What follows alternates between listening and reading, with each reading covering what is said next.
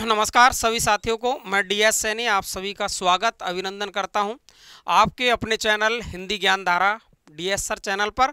आप सभी का स्वागत है साथियों। कैसे हैं सब? बस हंसते रहो, मस्त रहो, पढ़ते रहो, बस मेरा तो यही नारा है। हंसते रहो, मस्त रहो, पढ़ते रहो, यही नारा मेरा चलता रहेगा साथियों। हिंदी साहित्य इतिहास की क्लास में आप सभी पढ़ रहे हैं नेट एग्ज़ाम के लिए, और set, RPSC, college lecturer, school lecturer और ग्रेड सेकंड वरिष्ठ अध्यापक के लिए, यूपी में टीजीटी और पीजीटी के लिए, एमपी वर्ग 1 वर्ग 2 के लिए, बिहार के अध्यापक भर्तियां और हरियाणा में भर्तियां चल रही है, एकलव्य विद्यालय में भी भर्तियां, अध्यापक भर्तियां चल रही है, उन सभी के लिए अपन इस क्लास को पढ़ते हैं। तो आज अपन साथियों मैं एक आपको ऐसा टॉपिक चुन के लाया हूँ जहाँ से मैंने पिछले पेपरों को उठा करके देखा तो मुझे लगा कि यहाँ से भी सवाल आते हैं। कई राजाओं के आश्रयदाता पूछे जाते हैं कि इस राजा ने कौन सी रचना किस आश्रयदाता के यहाँ पर रहकर लिखी। तो पहले तो हमको कम से कम इतना तो पता चले कि कौन से राजा के आश्रय में रहे थे। रचनाएं तो हम बाद में याद कर लेंगे, रचनाएं पूरी पढ़ा दूंगा ऐसे ही कि भाई इस राजा के यहाँ पर, जैसे मती राम ने किस किस राजा के यहाँ पर रह कर के कौन कौन सी रचनाएं लिखी। काफ़ी सारी रचनाएं लिखी है ना। जहांगीर और आपके स्वरूप सिंह, है ना, और ब्रत सिंह, बहुत सारे राजाओं के यहाँ पर रचनाएं लिखी। इसी प्रकार से देव ने भी बहुत राजाओं के यहाँ पर रचनाएं लिखी। मैंने आपको एक ट्रिक भी बताई थी, अष्टप्रेम में भाव भवानी रस जाति काव्य कौशल सुजान, है ना, प्रेम राग देव की सुख शब्द रसायन जान। ये मैंने आपको एक लाइन लिखी थी जिसमें मैंने पूरी रचनाएं लिखी थी। उसमें देव ने किस किस राजा के आश्रय में रहकर कौन कौन सी रचनाओं को लिखा। मतीराम की रचनाएं हैं। काफ़ी सारे सवाल पूछता है, लेकिन पहले मैं आपको इतना सा बताना चाहूँगा आज की क्लास में कि इनके आश्रयदाता आदिकाल में किस किस के आश्रयदाता रहे हैं और भक्ति काल में किसके आश्रयदाता रहे। रीति काल में सबसे ज़्यादा दरबारी साहित्य लिखा गया है, तो रीति काल के जो कवि है ज़्यादातर आश्रयदाताओं के यहाँ पर अपने आश्रयदाताओं की बढ़ाई चढ़ाई करके वहाँ का वर्णन, नायिका भेदों का वर्णन, नायिका का नक्सिक वर्णन करना, नायिका की सौंदर्य का वर्णन करना, इन सब के बारे में कवियों का काम था।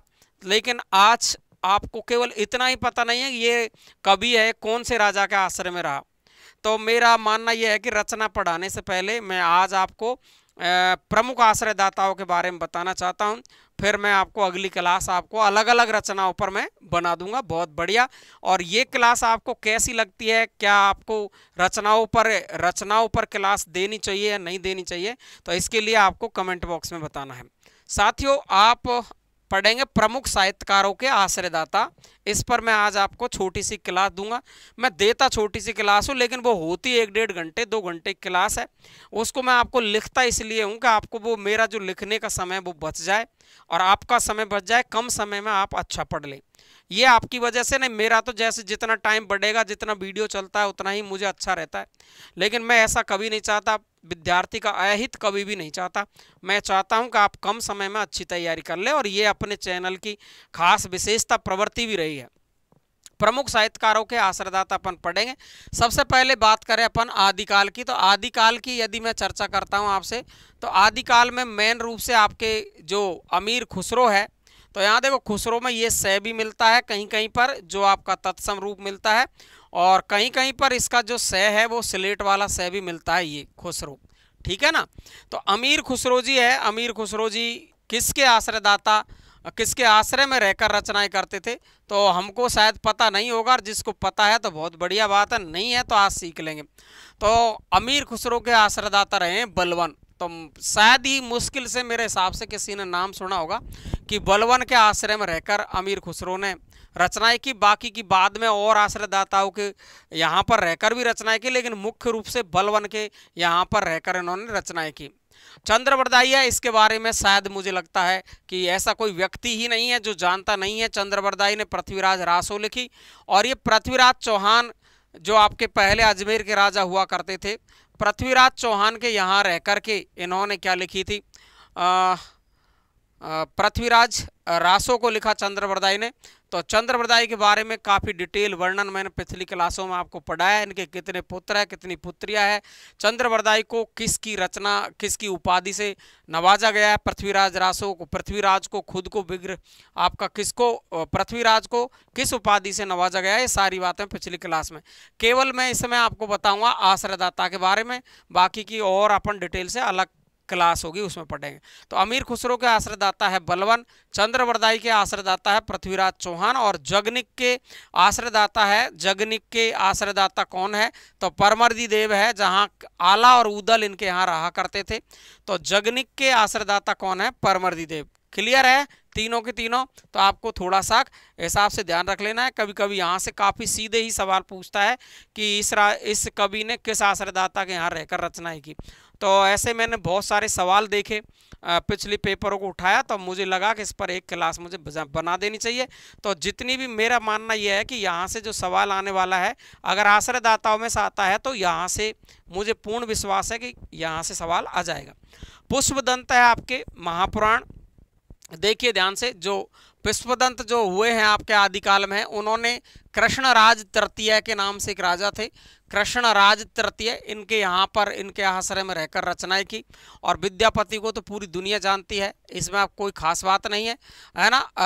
राजा शिव सिंह और राजा कीर्ति सिंह, जहाँ पर इन्होंने कीर्ति पताका और कौन कौन सी रचनाएं लिखी बताओ, कीर्ति लता, कीर्ति पताका। तो कीर्ति लता तो लिखी है कीर्ति सिंह के आश्रय में रहकर, और कीर्ति पताका लिखी है शिव सिंह के आश्रय में रहकर। और राजा शिव सिंह ने इन्हें, विद्यापति को अभिनव जयदेव की उपाधि से नवाजा। तो ये बात आपको ध्यान रखनी है। तो विद्यापति मुख्य रूप से आपके ये दो ही राजाओं के यहाँ पर रहे हैं, शिव सिंह और राजा कीर्ति सिंह के यहाँ पर। कंप्लीट है, क्लियर है। आगे देखेंगे अपन। तो भक्ति काल की यदि मैं आपसे चर्चा करूं, तो भक्ति काल में मुख्य रूप से कुतुबन मिलते हैं जो आश्रयदाताओं के यहाँ पर काम किया है। बहुत कम लोगों ने आश्रयदाताओं के यहाँ पर काम किया, बहुत कम कवियों ने। तो बादशाह हुसैन शाह जौनपुर, ये कुतुबन है, ये जौनपुर के राजा थे बादशाह हुसैन शाह, इनके आश्रय में रहकर इन्होंने रचनाएं की। किसने? कुतुबन ने। बादशाह हुसैन शाह कहाँ के राजा थे? जौनपुर के। आगे चले तो रीतिकाल की यदि मैं बात करूं आपसे, तो रीतिकाल जो आपका समय है, इसमें आप देखिए बड़ा ही खास आपका समय है। रीतिकाल के राजा तो सभी आश्रयदाताओं के यहाँ पर रहे हैं, आप सभी को इस बात का पता है बिल्कुल। तो सबसे पहले अपन ने लिया है देव को, और इनकी कई सारी रचनाएं, जैसे आपकी अष्टायाम है ना, अष्ट प्रेम में भाव भवानी, जैसे प्रेम विलास है, अष्ट प्रेम में भाव भवानी भाव विलास है, भाव भवानी से भवानी विलास है ना, अष्ट प्रेम में भाव भवानी, रस जाति रस विलास जाति विलास है, काव्य कुशल सुजान है ना, काव्य विनोद है ना, काव्य कुशल विनोद सुजान। तो देखिए ध्यान से, तो उद्योत सिंह के आश्रय में रहकर रचनाएं की इन्होंने। आजम शाह के यहाँ पर रहे ये, है ना। तो मैंने आपको एक ट्रिक भी बताई थी जब मैंने देव को आपको पढ़ाया था, उस टाइम पे ऐऊ ने आज भवानी भोगी। तो आपको देव की ये मैंने सारी रचनाएं पढ़ा रखी है, बहुत शानदार तरीके से याद हो जाएगी आपको। तो देखिए ध्यान से, उद्योत सिंह के आश्रय में रहे ये, आजम शाह के आश्रय में रहे। देखो 1 2 और भवानी दत्त वैश्य 3 4 5 6 7 8, जितने मुझे पता थे उतने तो मैंने लिख ही दिए हैं। तो देखिए ध्यान से, उद्योत सिंह, आजम शाह, भवानी दत्त वैश्य, भोगीलाल, और सबसे ज़्यादा इन्हें जो संतुष्टि मिली थी ये भोगीलाल के यहाँ पर रहकर के मिली थी। सबसे ज़्यादा समय भी इन्होंने भोगीलाल के यहाँ पर रहकर ही गुजारा था। और ये कुशल सिंह है जो फफूंद नरेश के नाम से फेमस है, तो कुशल सिंह के यहाँ पर भी रहकर इन्होंने रचना की। देव ने सुजानमणि राजा है, अली अकबर खां है, और राजा मोतीलाल है। ये आपके 8 जो मैंने यहाँ पर राजा लिखे, उद्योत सिंह, आजम शाह, भवानी दत्त वैश्य, भोगीलाल, कुशल सिंह और सुजानमणि, अली अकबर खां और राजा मोतीलाल, इनके यहाँ पर रहकर के इन्होंने रचनाएं की। किन्होंने? देव ने। तो ये आपको देव के बारे में याद रखना है। इसके बाद में बात करते हैं अपन आलम की, है ना। तो रीतिकाल में आलम जो हुए हैं, आलम तो शहजा मुअज्जम, ये आप सभी जानते होंगे, नहीं जानते हैं तो अपन को याद रख लेना है। शहजादा मुअज्जम के यहाँ कर आलम ने रचनाएं की। औरंगजेब का दूसरा पुत्र था ये शाहजादा मुअज्जम, औरंगजेब का सेकंड पुत्र था, उसके यहाँ पर रहकर इन्होंने रचनाएं की। उनके आश्रय में रहे कौन? आलम। क्लियर है। और केशव दास है ये ओरछा नरेश इंद्रजीत थे, उनके यहाँ पर आश्रय में रहकर केशव दास ने रचनाएं की। कहते हैं कि राम सिंह के भाई थे ये इंद्रजीत सिंह। तो इंद्रजीत सिंह के यहाँ पर ये ओरछा नरेश थे और ओरछा नरेश थे राम सिंह। तो राम सिंह के भाई थे इंद्रजीत, उनके आश्रय में रह करके केशव दास ने काफ़ी रचनाएं की। केशव दास की रचनाएं बहुत बहुत फेमस है ना। रामचंद्रिका है, तो रामचंद्रिका इनकी बहुत छंदों का अजायब घर है, तो बहुत ही फेमस रचनाएं इनकी लिखी है। कुलपति मिश्र है ये राम सिंह, जो जयपुर नरेश के पुत्र थे राम सिंह। तो राम सिंह के यहाँ पर इन्होंने क्या लिखी थी, रचनाएं लिखी थी। कुलपति मिश्र बहुत इंपॉर्टेंट है, कुलपति मिश्र। केशव दास इंद्रजीत ध्यान रखेंगे। और कुलपति मिश्र है, इन्होंने राम सिंह के यहाँ पर रह करके रचनाएं की थी, जो जयपुर नरेश के पुत्र हुआ करते थे राम सिंह। और गुमान सिंह मिश्र है ये राजा अकबर अली खां, राजा अकबर अली खां के यहाँ पर रहे गुमान मिश्र, बहुत इंपॉर्टेंट है। कभी कभी हमको नाम ही पता नहीं होता कि रीतिकाल के कवि है। तो गुमान सिंह मिश्र है, उन्होंने राजा अकबर अली खां के यहाँ पर के क्या की थी, रचनाएं की थी, इनके आश्रय में रहे थे। क्लियर है।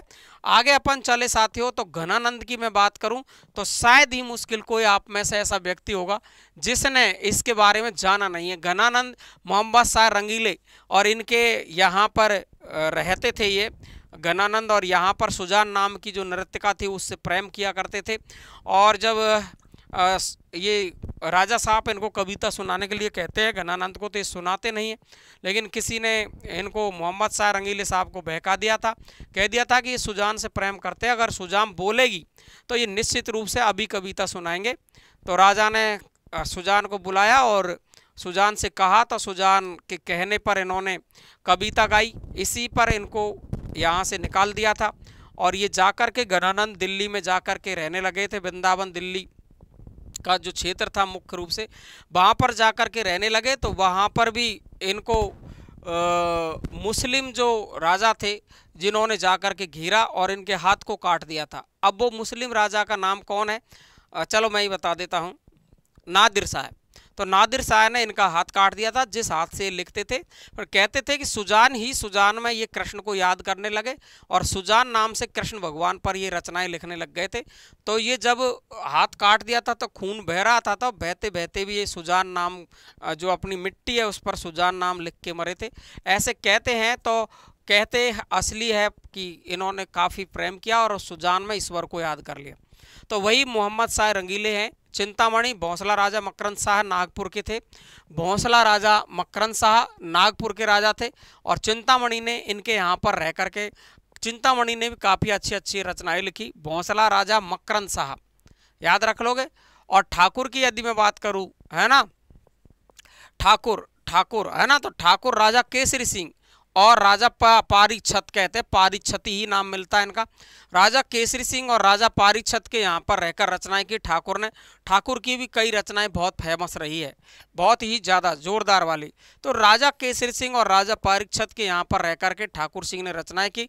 और पद्माकर देखिए, ये बहुत ज़्यादा इम्पोर्टेंट है ना। पद्माकर हिंदी रीति ग्रंथों के अंतिम रचयिता यही माने जाते हैं, पद्माकर ही हिंदी रीति ग्रंथों के अंतिम रचयिता माने जाते हैं, पद्माकर, जबकि रचना अलग है, ध्यान रखना। तो महाराजा रघुनाथ राव है, नागपुर के महाराजा रघुनाथ राव नागपुर के। और हिंदूपत सिंह, ये देखो यहाँ, ये इनके यहाँ पर इन्होंने बहुत ज़्यादा आश्रय लिया। हिंदूपत सिंह ये पन्ना के राजा थे और राजा प्रताप सिंह ये जयपुर के राजा थे। राजा प्रताप सिंह जयपुर के राजा थे, तो ये जयपुर के राजा प्रताप सिंह के यहाँ भी रहे, हिंदूपत सिंह पन्ना के राजा के यहाँ भी रहे, और राजा रघुनाथ राव के यहाँ नागपुर भी इन्होंने अपना आश्रय लिया पद्माकर ने। तो काफ़ी इम्पोर्टेंट है पद्माकर, तो ध्यान रखना। चिंतामणि मोहम्मद शाह रंगीले और वो सॉरी घनानंद मोहम्मद शाह रंगीले, और चिंतामणि आपके भोंसले राजा मकरंद शाह, और ठाकुर है राजा केसरी सिंह और राजा पारीक्षत, और पद्माकर है वो महाराजा रघुनाथ राव नागपुर, हिंदूपत पन्ना, और आपके राजा प्रताप सिंह जयपुर। तो आपको ये कंप्लीट याद हो जाने चाहिए अच्छे तरीके से। एक बार, दो बार पढ़ो, तीन बार पढ़ो, लेकिन भूलना नहीं है किसी भी कंडीशन में। एक रीतिकाल में राजा हुए हैं बैताल भट्ट, तो राजा विक्रम सिंह, तो विक्रम सिंह देखो इनका पूरा नाम तो विक्रम सिंह भट्ट है इनका भी। तो राजा बैताल, ये बैताल कवि है वो राजा विक्रम के यहाँ पर रहकर इन्होंने रचनाएं की। बोधा की बात करूं तो बोधा ये महाराजा खेत सिंह है, इनके यहाँ पर रहे। बहुत इंपॉर्टेंट है ये, आपकी नेट में तो बहुत ज़्यादा पूछे जाते हैं, ये बात ध्यान रखो। बाकी यूपी की परीक्षाओं और एमपी की परीक्षाओं में भी यहाँ से सवाल आने की पूरी संभावना है। क्लियर है। तो बोधा देखिए आप, महाराजा खेत सिंह और बैताल विक्रम सिंह। तो बोधा महाराजा खेत सिंह। और भिखारी दास की बात करूं मैं तो हिंदूपत सिंह, जो भिखारी दास पद्मा कर रहे हैं उनके यहाँ पर भी ये भिखारी दास भी रहे हिंदूपत सिंह। लेकिन आपको देखना है ज़्यादा समय भिखारी दास ने यहाँ पर बिताया है पद्माकर से भी ज़्यादा हिंदूपत सिंह के यहाँ पर। भूषण की बात करें तो भूषण की तो पूरी दुनिया जानती है, महाराजा शिवाजी और छत्रसाल सिंह, जिन्होंने इनकी जो पालकी थी उसमें कंधा दिया था। छत्रसाल सिंह पन्ना के राजा थे ये, तो यहाँ इन्होंने काफ़ी समय बिताया और दोनों का वर्णन इतना काफ़ी वीर रस में इन्होंने किया है, पूछो मत समाचार। तो शिवाजी और छत्रसाल के यहाँ पर रहे हैं भूषण। मतीराम की बात करूँ मैं तो भाव सिंह है, भाव सिंह बूंदी नरेश, भाव सिंह के यहाँ रह करके और मतीराम ने रचनाएं की। तो बैताल विक्रम सिंह, बोधा महाराजा खेत सिंह, भिखारीदास हिंदूपत सिंह, भूषण शिवाजी और छत्रसाल, मतीराम भाव सिंह बूंदी नरेश। याद रख लेने हैं, ये सब रटने हैं। अपन को अभी तो ऐसे लगता है सीधे है, लेकिन जब ऑप्शन आते हैं तब हम इसका डिसीजन ही नहीं कर पाते हैं कि क्या सही है या नहीं है। समझ गए आप बात। तो ये देखिए आप, यहाँ चले अपन आते हैं मंडन मिश्र पर। मंडन आपके जो कवि हुए हैं मंडन ने राजा मंगल सिंह के यहाँ पर रह करके और अपनी कविताएं रची। मंडन मंगल, ठीक है। और लाल कवि है ये छत्रसाल, जो बुंदेला है छत्रसाल सिंह, इनके यहाँ पर इन्होंने रचनाएं लिखी लाल कवि ने, है ना। और ग्रंथ कवि आपका इंपॉर्टेंट आता है महाराजा जसवंत सिंह जोधपुर, ये ध्यान रखेंगे, जसवंत सिंह जोधपुर के राजा थे, तो इनके यहाँ पर रहकर रचनाएं की। औरंगजेब के यहाँ पर रहे और रूप सिंह किशनगढ़ के राजा थे। ये तीनों राजाओं के आश्रय में रहे, जसवंत जोधपुर, औरंगजेब और रूप सिंह किशनगढ़ के आश्रय में रहकर इन्होंने रचनाएं की। और रसलीन की बात करूँ मैं तो सफदरगंज, ये राजा का नाम है सफदरगंज, इनके यहाँ पर रह करके रसलीन ने क्या की थी आश्रय में रह करके रचनाएं की थी। तो मैंने आपको ये जितने भी आपको आश्रयदाता बताए, एक एक को बहुत अच्छे तरीके से रट लेना मेरे दोस्तों, बिल्कुल भी चकमे में नहीं फंस जाना है। बहुत ही शानदार तरीके से मैंने आपको ये चीज़ें बताई है। आपको मैं यहाँ से ले चल रहा हूँ और यहाँ से मैंने बताया अमीर खुसरो बलवन, चंद्रवरदाई पृथ्वीराज चौहान, जगनिक परमर्दी देव और पुष्पदंत कृष्णराज तृतीय, विद्यापति राजा शिव सिंह और कीरत सिंह। भक्ति काल में आपके कुतुबन बादशाह हुसैन शाह जौनपुर के राजा है। और ये देव के बारे में ये आपको 8 राजा कम से कम याद रखने पड़ेंगे। उद्योत सिंह आजम साहब, भवानी दत्त वैश्य, भोगीलाल, कुशल सिंह, पप्पू नरेश और सुजानमणि, अली अकबर खां और राजा मोतीलाल याद रखने हैं। आलम शहजादा मुअज्जम, औरंगजेब के दूसरे पुत्र, केशवदास इंद्रजीत जो कि राम सिंह के भाई माने जाते हैं, ओरछा नरेश इंद्रजीत। और ये कुलपति मिश्र है, ये राम सिंह जयपुर के नरेश के पुत्र है, इनके यहाँ पर कुलपति मिश्र ये जयपुर में ही रहे थे। गुमान सिंह है, ये राजा अकबर अली खां के यहाँ पर रहे थे। गणानंद की मोहम्मद शाह रंगीले और चिंतामणि भोंसला राजा मकरंद शाह नागपुर। और ठाकुर ये है राजा केसरी सिंह और राजा परीक्षित, ये दोनों भी काफ़ी बार पूछे गए सवाल है। पद्माकर काफ़ी बार पूछा गया है। महाराजा रघुनाथ राव नागपुर, हिंदूपत सिंह और राजा प्रताप सिंह के बारे में बहुत ज़्यादा पूछा जाता है कि जयपुर के कौन से राजा है जिनके यहाँ पद्माकर ने रहकर रचनाएं की थी, तो वो है प्रताप सिंह। ध्यान रखना, कहीं मान सिंह नहीं कर देना, ठीक है। बैताल राजा विक्रम सिंह है और बोधा महाराजा खेत सिंह है ना। और भिखारीदास हिंदूपत सिंह है, भूषण शिवाजी और छत्रसाल है, मतीराम भाव सिंह बूंदी नरेश के यहाँ पर रहे थे। आगे की मैं बात करूँ तो मंडन आपके मंगल और लाल कवि छत्रसाल बुंदेला और ब्रंत कवि जसवंत सिंह और औरंगजेब और रूप सिंह के यहाँ पर रहे। इसके बारे में सबसे ज़्यादा पूछा जाता है जसवंत सिंह के बारे में कि जोधपुर के कौन से राजा है जिनके यहाँ पर बिंद कवि ने रह करके रचनाएं की, और इन्हें वृंदावन कवि भी कहते हैं, जसवंत सिंह। रसलीन सफदरगंज। तो ये थी आज की कहानी कंप्लीट, मैंने आपको बताई, है ना। इसके बाद में यदि मैं और चर्चा करना चाहूँ आपसे सोमनाथ के बारे में, तो सोमनाथ थे आपके प्रताप सिंह के यहाँ पर, और ये भी प्रताप सिंह आपके जयपुर के राजा हैं। क्लियर है। और ये देखो सूदन, ये बहुत इंपॉर्टेंट है, जिन्होंने अंग्रेजों को भगाया था, सूरजमल, भरतपुर के राजा सूरजमल जाट, है ना, यहाँ पर रहे सूदन। और सूदन चरित नाम से इनकी बहुत ही फेमस एक रचना है, बहुत गजब की, सूदन, सूरजमल के यहाँ पर रहे। तो आप ध्यान रखेंगे। सोमनाथ है वही प्रताप सिंह, तो प्रताप सिंह के यहाँ पर कई राजा रहे हैं, ध्यान रखेंगे। सोमनाथ, प्रताप सिंह। और सूरती मिश्र है मोहम्मद शाह रंगीले। तो ये देखिए सूरती मिश्र, ये मोहम्मद शाह है, तो आप ध्यान रखेंगे सूरती मिश्र। तो ये थी आज की आपकी क्लास, बड़ी शानदार तरीके से आप सभी को समझ में भी आई होगी, और नहीं आई तो आप कमेंट बॉक्स में लिखे साथियों, जो समझ में नहीं आया उसके बारे में मैं व्हाट्सएप पे आपको उसके जवाब दे सकता हूँ। तो जहाँ तक मुझे पता था सारे राजाओं को मैंने लिखा, याद रखना बहुत अच्छे तरीके से, है ना। तो मिलते हैं अपन अगली क्लास में। कैसी रही क्लास? विशेष सूचना आपकी यह है कि आपकी बुधवार को शाम को 8:30 बजे आपके 63% लोगों ने इस पर वोट दिया है। 2000 व्यक्तियों ने इस पर वोट किया है। 2000 व्यक्तियों में से 63% लोग ये चाहते हैं कि हमको हिंदी साहित्य की क्लास चाहिए। अब सोच लो तुम, तो वो हिंदी साहित्य की क्लास ही मुझे लानी पड़ेगी, ठीक है। तो जितने भी लोगों ने उस पर वोट दिया, कमेंट किया, प्यारे दोस्तों, आपसे मैं इतना ही शुक्रिया करना चाहता हूं कि ये थोड़ी सी वैल्यूएशन की बात होती है। पढ़ते सभी लोग, पीछे भी पढ़ते हैं और बाद में पढ़ते हैं। लाइव में ज़्यादा से ज़्यादा लोग जुड़े और अपने साथियों को शेयर करें, सभी को, और अपने साथियों को बुलाए। देखो वो तो जो जिसको ईश्वर पास करेगा उसको पास करेगा। ईश्वर के भरोसे रहो, कर्म प्रधान है, कर्म आप करते रहो। सफलता किसको देनी है नहीं देनी है वो ईश्वर के हाथ में, वो मिलेगी तो उसी की मर्जी से, और किसी की मर्जी से नहीं मिलेगी। कितनी जोरी कर लो, कितना ही कुछ भी कर लो। तो अपने साथियों को सबको आप शेयर करो, क्लास से जोड़ो अपनी से। आपका अपना परिवार है, इसमें आप सहयोग करें थोड़ा सा। मैं आपको डेली क्लास लेता रहूँगा, पढ़ाता रहूँगा ऐसे ही।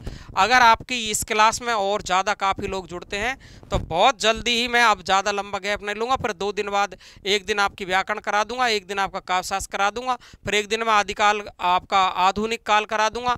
आधुनिक काल के बाद में मैं फिर आपके नाटक, उपन्यास, आपके संस्मरण, रिपोर्टाज, है ना, इन सब पर एक एक क्लास नई नई लेके आ जाऊँगा।